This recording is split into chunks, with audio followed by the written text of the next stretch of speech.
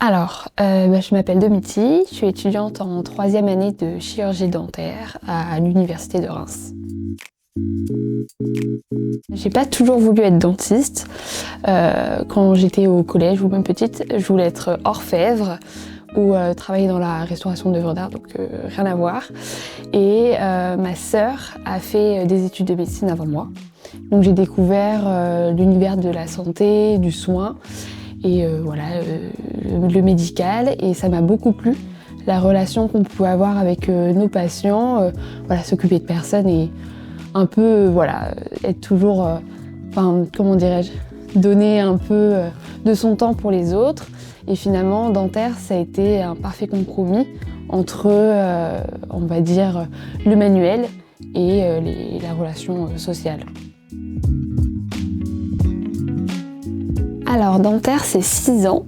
Donc vous avez une première année commune aux études de santé, donc la PASS, la LAS, ça dépend de la ville dans laquelle vous vous situez. Et ensuite, vous avez 5 années, 2 années de théorie pure, où c'est des cours, des CM, et en plus vous avez beaucoup de TP pour apprendre tous les actes que va exercer un chirurgien dentiste. Et ensuite, vous entrez en clinique, donc l'externat, qui dure de la 4e jusqu'à la 6e année. Donc là, vous avez tous vos patients, vous apprenez à exercer sur des vraies personnes. À la fin de la 5e année, vous avez le CSCT, donc c'est votre certificat de fin d'études qui résume toutes les années de dentaire. Et ce certificat, il permet d'exercer. En fait, il permet de faire des remplacements en cabinet. Alors, vous n'êtes pas chirurgien dentiste, vous êtes encore étudiant, mais vous pouvez faire des remplacements de chirurgiens qui sont en congé maternité, en vacances. Et ensuite, vous avez votre 6e année. Alors, la 6e année, elle est que pratique. Vous n'avez plus d'examen, vous n'avez plus de théorie.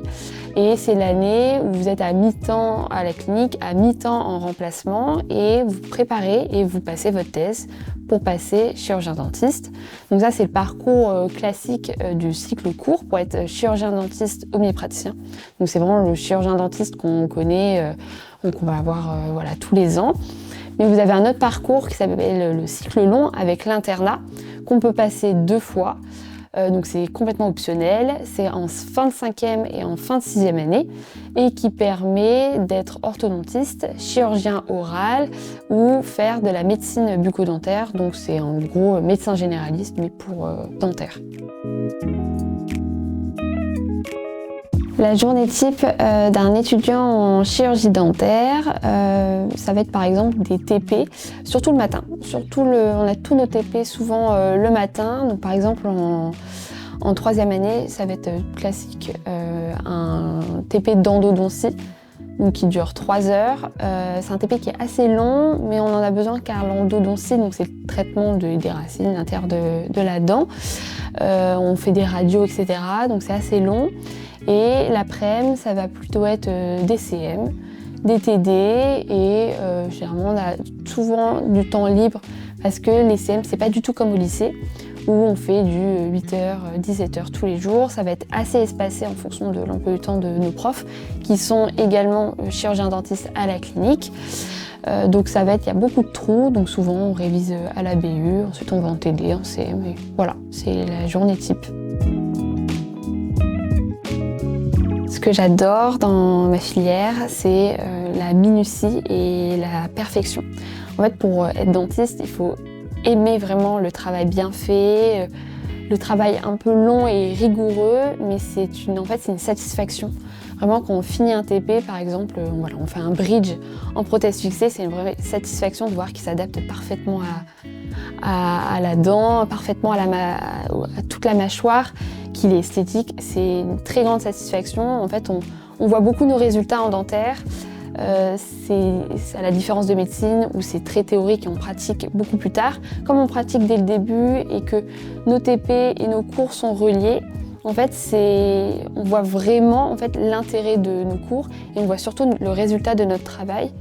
Donc en fait, on n'a pas l'impression de travailler ni d'apprendre pour rien en fait. C'est ça, exactement. C'est un vrai travail d'orfèvre. C'est pour ça que je disais que c'est un parfait compromis. Finalement, je voulais être orfèvre. Je considère que je suis encore un peu orfèvre, mais un peu différemment puisque voilà, c'est pour les patients et oui, c'est hyper gratifiant. Ma filière est quand même assez compliquée. C'est une filière qui demande évidemment beaucoup de rigueur, il faut être très manuel. Donc voilà, il faut quand même savoir se servir de ses 10 doigts. Et surtout, c'est une filière qui est quand même assez, assez stressante, dans le sens où on rentre vite en clinique. Et nos patients à la clinique, voilà, c'est pas comme en médecine où on va peut-être un peu suivre l'interne ou le chef de service.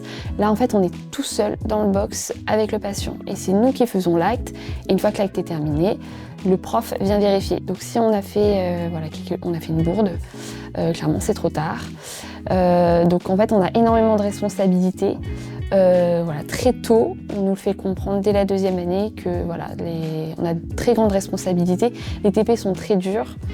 Forcément, les profs vont être extrêmement rigoureux dès la 2e année, ce qui est normal. Au bout de 2 ans de TP, voilà, sur ce qu'on appelle un fantôme, en fait, c'est une tête de mannequin qui simule la mâchoire du patient. Au bout de 2 ans, on est censé savoir pratiquer sur un patient. Et évidemment, on s'inquiète pour notre patient, on a toujours peur de faire un acte. Voilà, on prend le patient dans sa globalité, c'est pas juste les dents. Les dents, elles ont un impact sur la santé en général. Voilà, si on a un patient qui a un risque hémorragique ou qui a une valve cardiaque, on va pas du tout prendre en charge de la même manière qu'une personne qui n'a pas de problème de santé. Donc c'est ça qui rajoute un peu de stress, quoi. Mais par exemple, en 2e année, on apprend à faire une couronne. En fait, on a 2 matières principales, enfin 3. En 2e année, la prothèse partielle amovible, donc c'est les prothèses avec les crochets qu'on voit souvent chez les personnes âgées, enfin c'est des personnes à qui il manque des dents. Ça c'est beaucoup un travail de laboratoire, mais en même temps un peu de clinique. On a de la prothèse fixée. La prothèse fixée, on apprend surtout en 2e année à faire des couronnes et différentes techniques pour faire une couronne. Et on a une très grosse matière en 2e année qui s'appelle l'OCE. C'est l'odontologie conservatrice endodontie. En fait, c'est tous les soins quand on a une carie. Donc l'amalgame, même si l'amalgame est interdit depuis le 1er janvier 2025.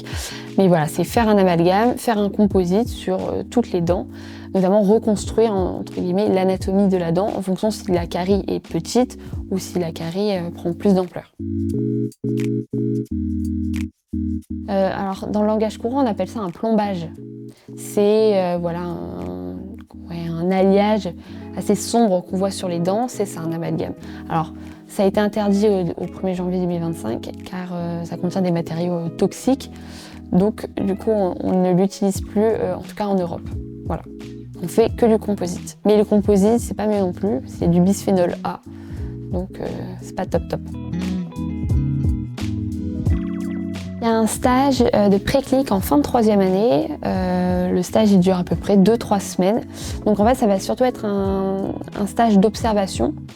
Donc on arrive à la clinique et on est un peu libre. C'est-à-dire qu'on rentre dans les box des 4e, des 5e, des 6e années ou même des internes. On leur demande si on peut observer ce qu'ils font. Et on a un carnet d'actes à signer. Voilà, on a vu un détartrage, une extraction, une endo. On a une 30aine d'actes à signer en tout. Et ça nous permet ensuite d'arriver en clinique et puis de savoir à peu près comment s'organise la clinique dentaire et comment on fait le matériel à préparer, notamment pour faire les soins. Moi, j'aime beaucoup la vie étudiante à Reims, dans le sens où Reims, c'est une ville à taille humaine.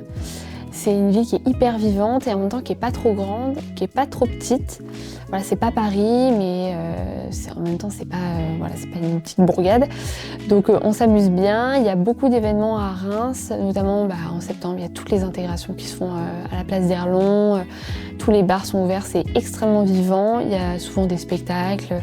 Franchement, c'est une ville qui est très étudiante, qui est très agréable à vivre et qui est pas trop petite, qui est pas trop grande. Donc c'est parfait, je trouve. J'ai pour projet de devenir chirurgien dentiste omnipraticien, mais pour l'instant, je me dirige plus vers une carrière hospitalo-universitaire. Donc l'année prochaine, je ferai un master de recherche. Donc ça ouvre les portes pour d'abord passer chef de clinique. Ensuite, il faut passer à un master 2 pour passer maître de conférence, puis professeur universitaire. Donc avoir une carrière hospitalo-universitaire, c'est travailler à l'hôpital, prendre en charge les étudiants qui sont à l'hôpital, donc les externes, les internes, et avoir toute ma patientèle à l'hôpital, mais également enseigner à la faculté. J'aime énormément enseigner, transmettre ce que j'adore faire, c'est pour moi, j'adore ça, enseigner, c'est super. Donc pour l'instant, ça serait ça, et j'aime beaucoup la pédiatrie, en dentaire, donc ça serait plus m'orienter vers une carrière hospitalo-universitaire, plutôt vers la pédiatrie. Quand je suis arrivée en deuxième année, moi je pensais juste qu'on allait m'apprendre à faire une couronne, un bridge, que j'allais soigner des caries, et puis c'est tout. Je ne pensais pas que j'allais faire de la prothèse partielle amovible ou j'allais faire des prothèses avec des crochets, sachant que la prothèse partielle amovible, en fait, on apprend surtout le travail du prothésiste. Et c'est ça qui est hyper important en dentaire, c'est que vous faites le travail du chirurgien dentiste, mais vous faites également le travail du prothésiste. Parce que le prothésiste, en fait, il dépend de vous. Et s'il fait des petites coquilles, en fait, vous devez savoir les repérer et savoir qu'est-ce qui s'est passé au laboratoire, qu'est-ce que le prothésiste n'a pas compris pour qu'il y ait une petite coquille dans la couronne, qu'elle soit mal adaptée, et donc pouvoir l'écrire au prothésiste, ce qu'il doit améliorer. Et en prothèse partielle amovible, en fait, c'est énormément de travail de laboratoire. Je ne ferai jamais ça en tant que chirurgien dentiste. Moi, je prendrai juste l'empreinte, je remplirai une fiche labo, je vais l'envoyer au prothésiste, et c'est tout. Alors que là, je fais toutes les étapes laboratoires, mais c'est pour bien comprendre son travail en fait. Parce que s'il y a une faute au niveau de la couronne, que le patient n'est pas content, tout retombe sur moi. Et rien ne tombe à chaque fois sur le prothésiste. Donc c'est vraiment moi qui ai la responsabilité de tout son travail. Voilà.